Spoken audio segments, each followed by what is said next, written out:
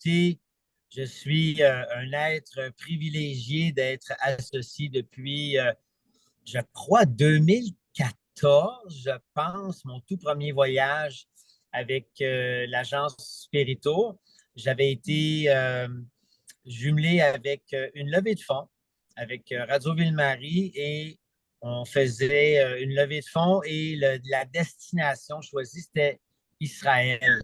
Alors, c'était un voyage, je crois, si mon souvenir est bon, était intitulé Sur les pas de Jésus. Alors, évidemment, c'était un pèlerinage, c'était un voyage hautement riche de sens pour un petit Québécois comme moi qui a grandi dans la religion catholique. Et même si j'ai bifurqué vers le bouddhisme, je renie pas du tout mes racines spirituelles et religieuses. Donc, j'ai vraiment adoré mon expérience en Israël. Et juste en passant, est-ce que c'est normal qu'on ne me voit pas? Moi, je ne me vois pas à l'écran. Est-ce que vous me voyez? Oui, Oui, on te voit, on oui. te Parfait. voit. Je peux OK, cesser c'est le bon, parce que partage moi, du tout ce que je PowerPoint vois, aussi pour qu'on voit en plus grand, ah, parfait. Je voulais juste en plein écran. m'assurer que les gens me voyaient parce que c'était correct, parce que moi, je suis dans un stationnement avec mon iPad, puis je me demandais si c'était moi qui était le seul à ne pas me voir. Mais tant mieux. Si les gens me voient, tant mieux. Puis si les gens m'entendent, tant mieux aussi. Donc, Oui. suite à mon expérience en Israël, j'ai eu une invitation à voyager en Inde avec Catherine. Et depuis, ben, c'est un coup de foudre spirituel et c'est comme une âme sœur ou une sœur d'âme, Catherine.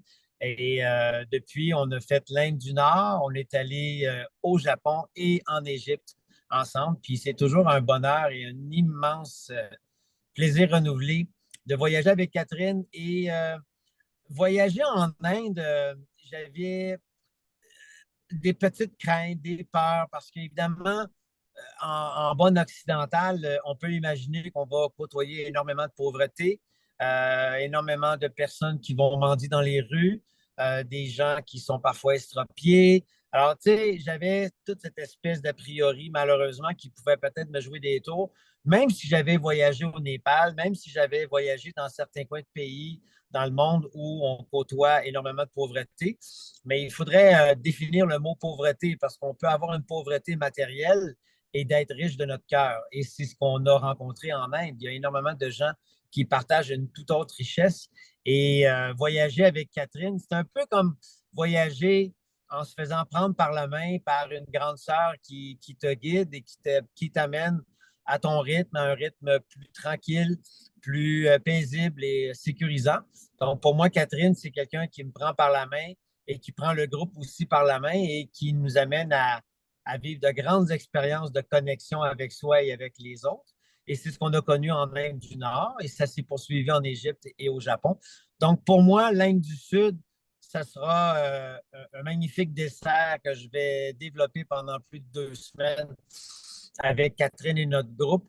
Et puis, c'est impossible pour moi de ne pas citer Catherine lorsqu'elle dit que l'Inde nous défait, nous refait et nous réinvente. Et effectivement, ce voyage-là nous réinvente. L'Inde du Nord m'a réinventé et a confirmé des choses en moi. Et c'est pour ça que j'avais envie de m'associer à nouveau avec Catherine pour visiter l'Inde du Sud. Et pour moi, l'Inde du Sud, c'est très poétique, c'est les couleurs, c'est Pondichéry, mais c'est bien plus que ça.